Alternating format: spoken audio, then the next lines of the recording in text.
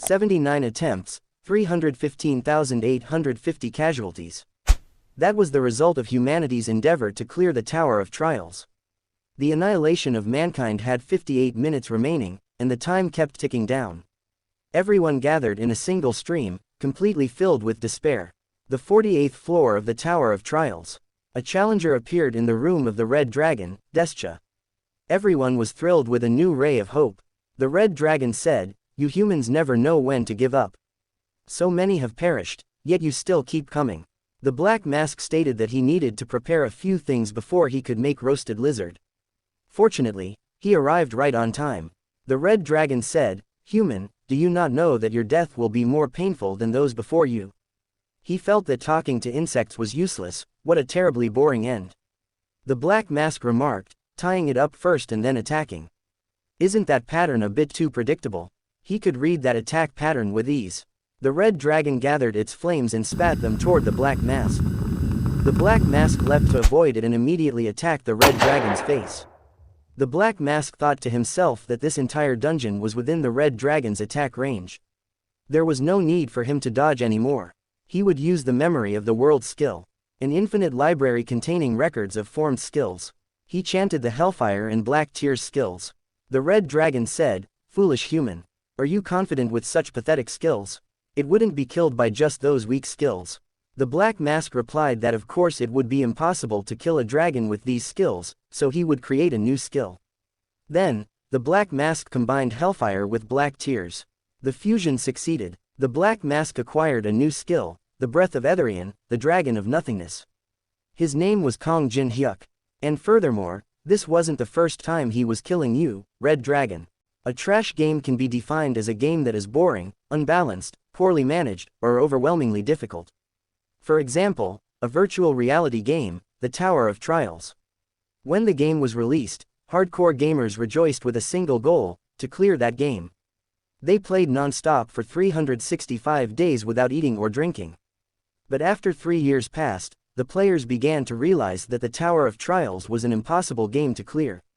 Unkillable gatekeepers, a snowy area where temperatures dropped to -60 degrees Celsius, and people froze to death in less than an hour. A labyrinth sprawling endlessly across 10,000 kilometers. The game was not created for enjoyment, but designed to torment those who played it. Not long after, the game began to fade. More accurately, it was on the verge of shutting down. However, there were still a few hardcore gamers playing the game, despite the overwhelming difficulty. Yet Kang managed to clear the game, becoming the first among all players. Kang himself could hardly believe it. Actually, it was quite enjoyable for him. He felt a sense of accomplishment in figuring out how to clear the tower, repeating floors over and over until he memorized every aspect. It was so enjoyable that he spent 11 years playing the game. Kang thought, who would have thought he actually cleared the final floor? Should he stream it or upload it to YouTube? This game might be trash, but perhaps he would get a few viewers. Suddenly, Kang received a notification that the server would be restarted for 12 hours. Kang couldn't understand why a restart was necessary. The game wasn't making any profit anyway. Kang didn't care whether the game was restarted or not. He no longer had any interest in playing the game. He also planned to quit as a streamer and YouTuber starting today. He had no family and no dependents. But he was already 27 years old. He couldn't survive on just 500,000 won. People said he was talented enough to be a professional gamer, but making money was more important than playing games now. Then Kang held a mukbang stream with his followers. He planned to announce that he was retiring as a streamer. However, he held back. He decided he would post about it the next day instead. The next day, Kang woke up with a headache after drinking the night before. He planned to upload the video of himself clearing the Tower of Trials. Kang was shocked to see news about the Tower of Trials appearing in the real world. Unsure of what he was seeing, he joined a livestream broadcasting the Tower of Trials. Inside the livestream, the host stated that the tower originated from a game called the Tower of Trials, which was released 11 years ago. And the sky suddenly turned red. Seeing that, Kang realized that the footage was identical to the opening of the Tower of Trials game. Then, a notification suddenly appeared. The restart of the Tower of Trials has been completed. All players must clear the Tower of Trials within 90 days. If they fail, all of humanity will perish. He had to stay calm. If the Tower of Trials truly appeared in the real world, he could not waste any more time. He had to hurry. He had to go to the place where the item was located. In the city center, many people were seen gathering. They wanted to leave the city immediately. But the tower appeared all over the world, and there was no safe place anywhere. Kang walked past the crowd and immediately went to an escalator heading downstairs. The place Kang was heading to was called the external regions on the Korean server. There were only 30 in the entire country, and this place was the closest to him. He received a notification that he was entering an event area. Everyone here was an initial player of the Tower of Trials. Everyone looked tense, which was understandable. The number of items that would appear was very limited. If lucky, there would be 5 of them. Suddenly, someone called out to Kang. That person was Lee Jong-soo, a fellow streamer partner, from Paprika TV and YouTube with more than 500,000 subscribers. And at the same time, Jong-soo was a representative of the streaming company he worked for. Jong-soo asked, what floor had Kang reached? He knew that Kang played this game like a madman. Don't hide secrets from your own colleagues. Kang thought, this bastard tricks many streamers into signing unfair contracts. The more they stream, the deeper they fall into debt. Their protests were crushed by the company's legal team. In the end, all the colleagues he knew, those who started from the bottom together, left the company one by one. Jong-soo said he knew that Kang was great at playing games and doing mukbangs. Help him and he would give Kang a better contract. Emotional, Kang headbutted Jong-soo's mouth and knocked out several of his teeth. Kang felt a great sense of relief, and it seemed like it was time for it to appear. Suddenly, there was an explosion from the fountain location, and a large tree emerged from there. It seemed what Kang remembered was very accurate, and the tree produced fruit. Each fruit increased one of the player's stats, including strength, speed, stamina, and magic. Of course, it was a good item, but there were only 4 of them. Something big was about to happen. Everyone there used various ways to get the fruit for themselves. Jong-soo said, if only the 2 of them worked together and shared the fruit equally, it would be a win-win situation for both of them, but now it was too late. Kang said, if Jong-soo didn't know anything, it was better to just keep quiet. The time hadn't started yet. Most people didn't even know that the fruit existed. For those who had played the game a few times, they would only focus on the fruit. But for hardcore gamers, they enjoyed the truly cruel process more. Once all the fruits were eaten, the tree entered a rampage mode. Everyone rushed to run away from the tree. But Kang stayed behind and called out to Jong-soo, who was trying to escape. Jong-soo said he refused to die here for no apparent reason, which was why he was going away from this place. Kang said how pathetic. The real reward of this event could only be obtained after all the fruits were eaten. And that was the reason why he was still staying here. Jong-soo thought, wondering why Kang wasn't targeting the fruit. So that was the reason. Something sweet was smelled by him here. Then Jong-soo tried to work together with Kang again. Kang said, we must approach together. If we move apart, we will become easy targets. So we will approach from opposite directions simultaneously. Then Kang moved forward approaching the tree, along with Jong-soo. But when Kang was attacked, he saw Jong-soo stepping back and intending to use Kang as bait. Smiling at Jong-soo's behavior, Kang was very grateful. Jong-soo's nature hadn't changed at all. Jong-soo was the one who would be used as bait by Kang now. Jong-soo was entangled by the tree branches and asked Kang for help to save him. Seeing that, Kang said, why should he help either? If Jong-soo had a problem with him, he could just sue him through his famous lawyer. Now he had to focus on the real thing. Kang knew the tree's attack pattern in detail, so avoiding it wasn't a difficult problem for him. Finally, the heart of Mangrove showed itself. Everything went the same as what he experienced in the game. Since he knew how the tree attacked, the hardest part was just making the tree attack itself. The Mangrove was just an event monster, so he wouldn't get any XP. All he would get was entering the Hall of Fame. No matter how experienced he was, he couldn't dodge all the branches. But he could change their trajectory. There was no need for him to panic, and no reason to be afraid, because he had played this part countless times. As Kang got closer, the tree released sleeping butterflies. Kang immediately covered his nose. The monster emitted sleeping powder as a defense mechanism. If people didn't know how to respond in that situation, they would easily fall asleep just from inhaling the powder. The countermeasure was simple. He just needed to hold his breath. After Kang struck its heart repeatedly, the tree finally died. He had lost count of how long he had spent studying its attack patterns. He was truly grateful for everything he had gone through before. Then, a notification popped up. Kang's achievement would be recorded for a day. The system asked Kang to input his name. Kang had been waiting for that stupid notification to appear. The system was asking for his personal data. Kang refused to give his name and chose to keep his personal information hidden. He refused to provide his details because if they leaked, he would be exposed as an experienced veteran player. But what mattered most right now was that he got what he was aiming for, the 3 essence. Each fruit increased a stat, either strength, speed, or magic, by 3 points. Meanwhile, the 3 essence granted a whopping 12 bonus stat points. Considering that every level up only gives 3 stats, this was equivalent to a massive 4-level jump. Kang thought to himself that this item was totally worth the effort. He could proudly say that after clearing all 50 floors. Then, Kang consumed the 3 essence, and the effects took hold instantly. When Kang checked his status window, he was still level 1, but with 12 bonus stats.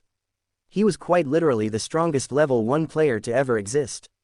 An hour later, Kang's video was scheduled to go live in 10 minutes. The comments started rolling in. Most of them were in disbelief. People thought Kang was either extremely lucky or cheating. But once the video went live, those skeptical comments vanished on their own.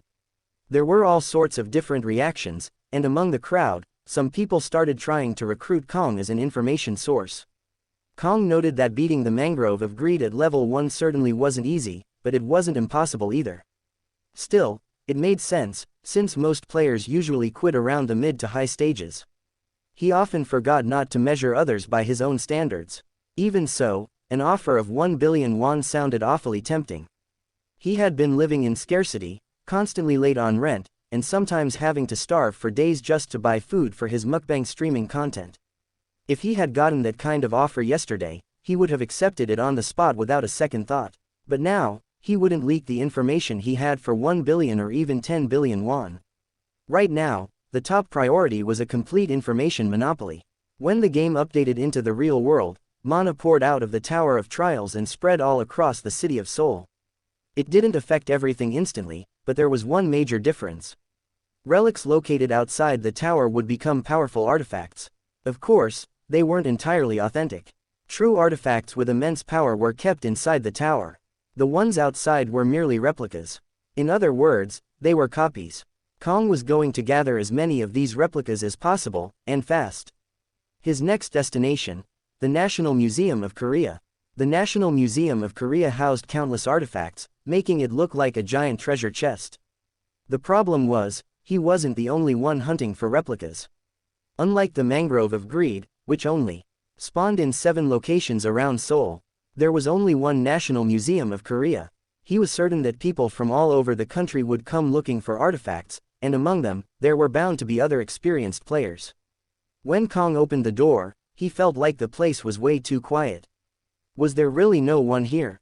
But Kang was unsurprised. Just as he predicted, someone had beaten him there. Kang knew that humanity changed the moment the world changed.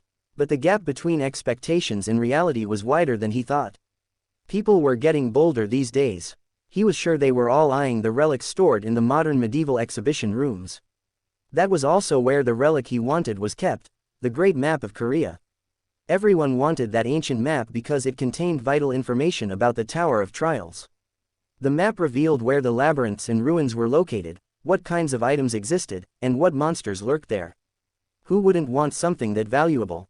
Unfortunately, the map only held information up to the 10th floor. But that was more than enough to drive people into a frenzy. That was probably all anyone else was hunting for, completely unaware that the most crucial relic was actually hidden beneath the mud. Inside the room, a crowd had already gathered, fighting tooth and nail over the relics. Suddenly, someone shouted at the top of their lungs, ordering everyone to shut up and freeze. Let's just call this guy a thug. Naturally, not everyone was scared of him. Someone even threatened to smash the thug's head in with a hammer if he tried any funny business. Feeling insulted, the thug activated his skill. He turned his hands into solid stone and demanded that the map be handed over to him immediately. Then, an old man stepped forward. That same old man also demanded the very map the thug wanted. The old man introduced himself as Min Jong-woo. The thug rudely told old man Min to get lost and threatened to snap his neck. Old man Min calmly replied, Which do you think is faster, me breaking his neck, or him turning this punk into a pile of charcoal? Right after that, Old Man Min cast a fire spell and hurled it straight at the thug. The thug was instantly engulfed in flames and burned down to a pile of ashes. As it turned out, Old Man Min wasn't alone. He was teamed up with Lee Yuri, and it looked like Yuri had already secured some of the target relics. Yuri then pulled out an Anubis warrior statue and summoned it into reality. Once the towering warrior materialized, Yuri declared, anyone who moves from this moment on will be treated as an enemy. My warrior will devour anyone who resists, starting with their heads. Terrified, everyone immediately decided to give up on fighting for the map. Just as Yuri was basking in the sight of everyone cowering in surrender, Kang casually stepped into the room. Kang muttered, look at them totally trashing this place. People have zero respect for historical artifacts. Good thing this wasn't torn. Furious that someone dared to ignore her orders, Yuri glared at Kang. She immediately ordered her Anubis warrior to attack him. Without a moment's hesitation, the warrior hurled its spear straight at Kang. Kang parries the spear with just one hand. The spear crashes violently into the floor. Everyone is shocked by what Kang has done, especially since his hand isn't injured at all. Kang understands everyone's reaction. They all have no idea what his stats are. Kang mocks Yuri, saying, what are you going to do now? Your only dog's weapon is gone. Then, Yuri opens her backpack and pulls out her 4 warrior statues.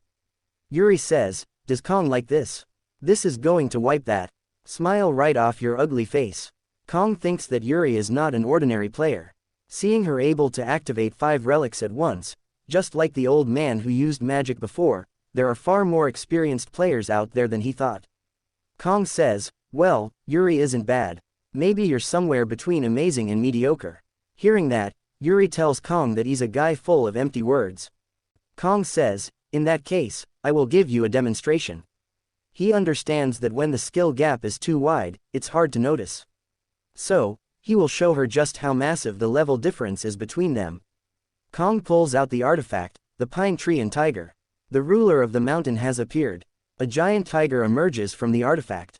Kang commands the tiger to devour all of the Anubis warriors. The difference in power is crystal clear. In an instant, all the Anubis warriors are wiped out. Seeing the ferocity of Kang's artifact leaves Yuri in utter disbelief. She has heard of all sorts of relics, but she has never seen anything like this. The magical power it radiates feels like it's tearing at her skin. She is certain she cannot win. She has always believed she was unbeatable. How is this possible? And who on earth is this guy? Then, Kang approaches Yuri and asks for the Tutankhamun mask. Yuri says, that item cannot be used in Korea. What is Kang going to do with it? Kang then signals the tiger to step closer and intimidate Yuri. Finally, a terrified Yuri hands the relic over to Kang. With this, he has secured the second relic he needs. Then, Yuri mentions the Great Map. Remembering it, Kang plans to head to the room where that relic is located. Kang orders the tiger to stand guard and make sure no one follows him. Kang feels ready. The time has come to acquire the ultimate skill in the Tower of Trials. Grandpa Min is curious about what happened to Yuri. Who is this person, and how did they get in here? Could this person have actually defeated Yuri? Kang says, looks like this is a 1-star barrier. Grandpa Min replies, I've never seen a barrier like this before. Physical and magical attacks are completely useless against it. Then, Kang touches the barrier. He wants to find the exact point where its magical flow deviates. After a few moments, he discovers that the password is Carpo. However, Kang doesn't share the password with Grandpa Min.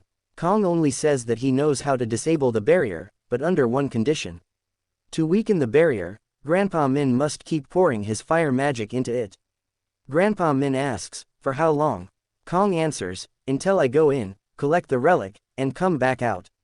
Grandpa Min says, so, I have to stay outside and keep casting magic while Kang is inside. Kang says, I can't use offensive magic to weaken the shield. I know this sounds hard to believe, but it's the only way. Morning will be here soon. We can't leave empty-handed. I'll give Grandpa Min the map, and I'll take the other relic. No matter how Grandpa Min looks at it, he comes to only one conclusion. He has no other choice but to trust Kang. He only asks that Kang hand over the map to him. Kang says, I promise I'll give you the map. I don't want to make an enemy of a player who is skilled at magic. Reluctantly, Grandpa Min goes along with Kang's plan. Then, Grandpa Min readies his fire magic and attacks the shield with all his might. Kang easily walks right through using the password he found earlier. Once inside, he sees numerous relics that haven't been touched at all. Unlike the previous floor, there seems to be no one here. Unexpectedly, one relic is already missing. It looks like someone left after taking it. That person must have set up the barrier here. They sneaked in and out quietly while everyone else was busy fighting. It looks like that person tried to avoid any risk whatsoever. But he is certain that person has no idea what he is actually working on. The relic that person took is only a grade 2 relic. This unique skill is meant for him and him alone. This is the final piece needed to create the ultimate skill. The ingredients are the Persian ritual mold and the Tutankhamun mask. When combining the two relics, a notification pops up confirming they are compatible. At the same time, if he wishes to proceed further, he must pay a fitting price. A notification appears stating that all 3 relics are reacting. Kang successfully combines all the relics. He obtains the Eye of the Truth relic. With this relic, Kang can view other players' information and tell whether someone is lying or telling the truth. It can only be used 3 times a day. The Eye of the Truth is the best among the 5 relics of its kind. But there is another reason he came to the museum today. A hidden quest notification pops up. Kang successfully combined grade B and lower relics to create a grade S relic. He has met all the requirements. He can now copy and store every skill in the world, then combine them to create even more powerful skills. This is his weapon to become the strongest in the Tower of Trials. Kang acquires the fusion skill. Memory of the world is created. Grandpa Min calls out to Kang and says, "If Kang is done, get out here fast. I can't hold this much longer." Kang uses this opportunity to copy Grandpa Min's skill. Apparently, to do that, all he needed to do was annoy Grandpa Min. Kang says that, honestly, he didn't need Grandpa Min from the very beginning. He could easily bypass the barrier by using the password he obtained. Grandpa Min didn't do anything to weaken the barrier. Grandpa Min just kept attacking the barrier without leaving even a single scratch, completely wasting his mana. With this, Grandpa Min is almost out of mana. Now, just in case, the next step is to annoy Grandpa Min. Bargaining is as easy as turning over his hand for him.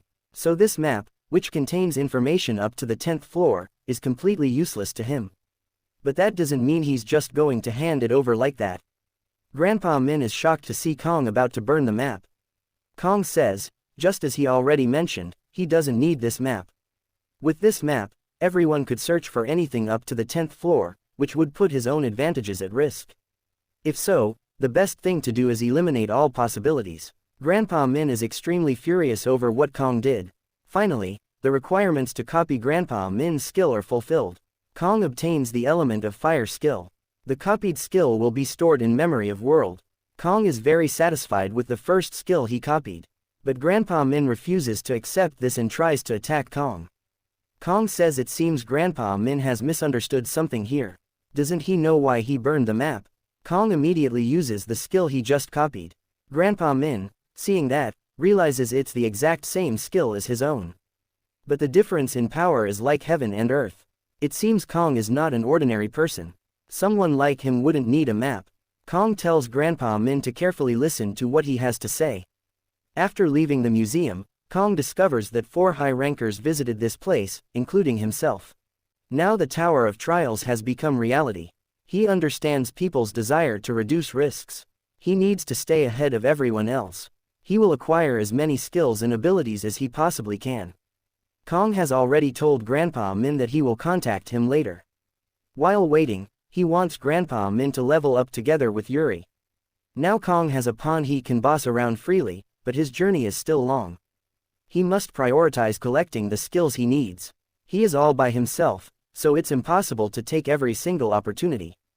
But for the most interesting and important ones, they will all belong to him.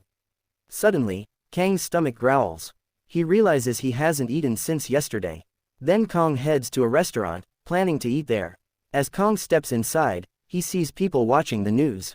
The incident at the National Museum of Korea resulted in 23 deaths and over 50 injuries. Most likely, they were all targeting the artifacts stored inside the museum. Similar incidents are happening not only in Korea, but also in America, Europe, China, Japan, and all countries around the world. As he predicted, players in other countries have already started moving to climb the tower. On television, they show security camera footage from inside the museum. It appears to be footage of Kang operating inside the museum. People watching the footage realize it's the exact same person who defeated the Mangrove of Greed previously. Too many people recognize him. Kang needs to figure out a way to hide his identity. The government is currently investigating the mysterious building called the Tower of Trials and has created a department called the Awakened Association, consisting of civil servants who gain special powers. It seems the government is responding much faster than he anticipated. Seeing how they immediately established the Awakened Association, they must have decided to accept this new change. How fast they think. He thought it would take at least a few weeks. Then someone appears on television and introduces himself as the chairman of the Awakened Association, named Han Sangjin. Chairman Han says he is here to recruit awakened individuals. Everything depends on the rank they achieve. The association promises a minimum salary of 60 million won and benefits equivalent to a grade 7 civil servant. Of course, for the person seen in the video, it's an exception. As the chairman of the association, he promises that if that person joins the association, the government will provide any support they need. Jin Hyuk thinks he might be an exception, but he isn't that foolish. He has no interest in joining any group. One great player is worth more than 100 ordinary players. Chairman Han must know that, which is why he came to him with a blank check. If that person is the association chairman, he must have good skills. If not, it means that person is an old veteran of the Tower of Trials. Jin Hyuk hopes the chairman has good skills so he can copy them. The time shows 7 p.m. When the clock strikes 8, the Tower of Trials will open. The next day, Jin Hyuk enters floor 1 of the tower. Then a notification pops up. To congratulate those entering the tower, everyone receives 100 coins. Coins are the currency used inside the tower. Jin Hyuk can upload achievement videos and will receive 100 coins for every 1,000 views. The live broadcast feature can only be used when fighting bosses before advancing to the next floor. If any player is caught manipulating or violating rules in any way, measured actions will be taken. As Jin Hyuk predicted, there is a bridge connecting the tower to ordinary people outside the broadcasting system. Viewers can increase viewership numbers for players who have a high chance of reaching the top of the tower. This system is the most entertaining part of the Tower of Trials. The more popular someone is, the more coins they get. Everyone rushes to clear floors so they can be the first. Getting coins will be easy since he knows everything about the tower. But he has no intention of uploading anything anytime soon. Leaking information for a few coins would be disadvantageous to him. There was a time when Jin Hyuk had just started floor 30 and felt he couldn't climb any higher. He wanders through the lower floors to gather hidden pieces for the next floor, which means he has to memorize all the previous steps. In the end, he finds the answer inside the dungeon. At that moment, he realizes his character was flawed from the start. The character he nurtured for years turned out to be the worst. He will delete his character and start over. Next time, he will reach the summit. Jin Hyuk remembers 6 years ago when he reset his character. To get past floor 30, a strong foundation is required. He needs the key from this labyrinth. He didn't expect to experience this again. He's not very happy about it, but it's nice for a bit of nostalgia. Upon arriving inside, Jin Hyuk feels that this place is just like before. While Jin Hyuk is walking around, a party suddenly approaches him. The girl says her party is looking for a hunting spot. Seeing the labyrinth door open, he enters before it closes. 10 minutes prior, that party had been following Jin Hyuk from the very start. They plan to sneak into the labyrinth even though they know nothing. Besides, it's still floor 1, so it shouldn't be too hard to clear. Indefinitely, he has no intention of sharing drop loot with those people. He will make this labyrinth their final resting place. Jin Hyuk immediately uses Eyes of the Truth. The girl introduces herself as Park Hannah and invites Jin Hyuk to join her party. Hannah possesses the commune skill. When meeting someone for the first time, it allows her to naturally befriend them and dispel doubts. To copy it, Jin Hyuk must stay with Hannah for at least 240 hours. By the end of that time, there will be nobody left except him and Hannah. It seems Jin Hyuk really needs the commune skill for what comes next. The rest of Hannah's party members start introducing themselves one by one. It seems they are all complete beginners who have never played the Tower of Trials, and some of them have only reached floor 3. Jin Hyuk also introduces himself, but he doesn't bother remembering all of their names. Hana asks Jin Hyuk what the highest floor he has ever reached is. Simultaneously, Hana activates her commune skill. Jin Hyuk pushes Hana away and says, "Only as far as I possibly can." Hana looks confused as to why her commune skill didn't activate. Hana asks about the labyrinth monsters or any features inside this place. Jin Hyuk says the labyrinth changes its shape at certain intervals.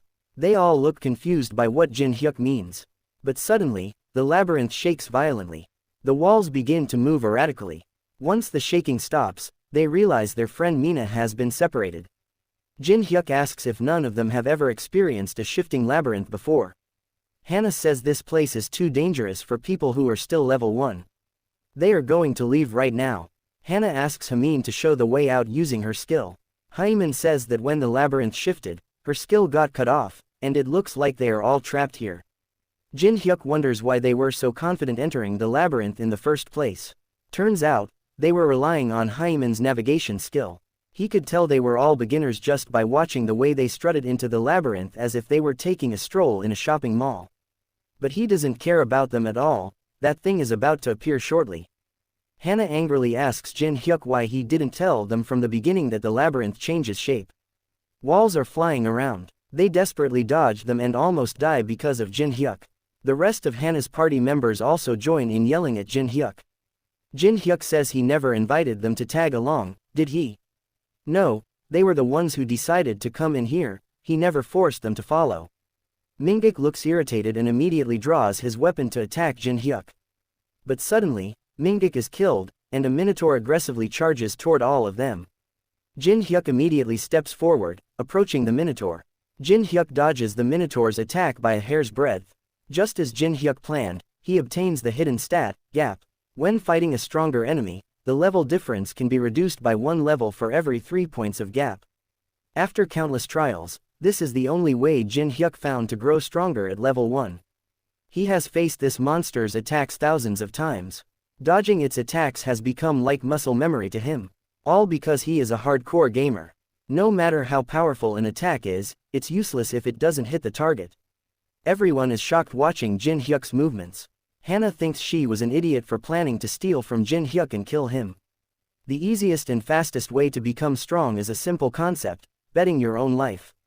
The riskier it is, the greater the reward. Sacrificing a small skin graze for stat points is a profitable trade. It seems it's time to put an end to this.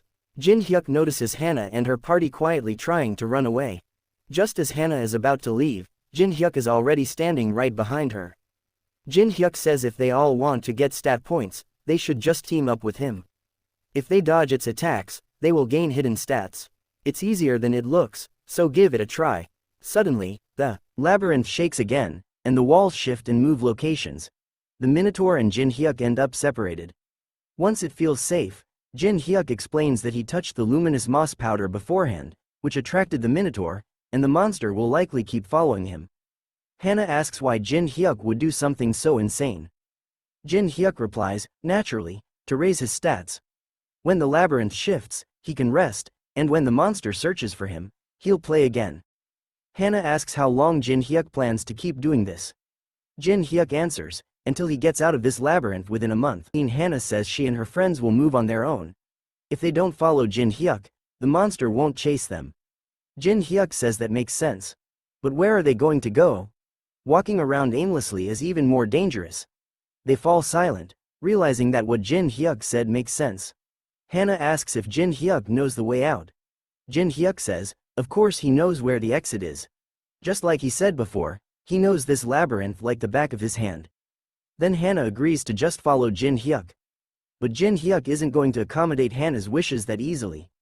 Jin Hyuk says, nothing in this world is free. If you want to tag along, you have to pay. Give me all the coins you have.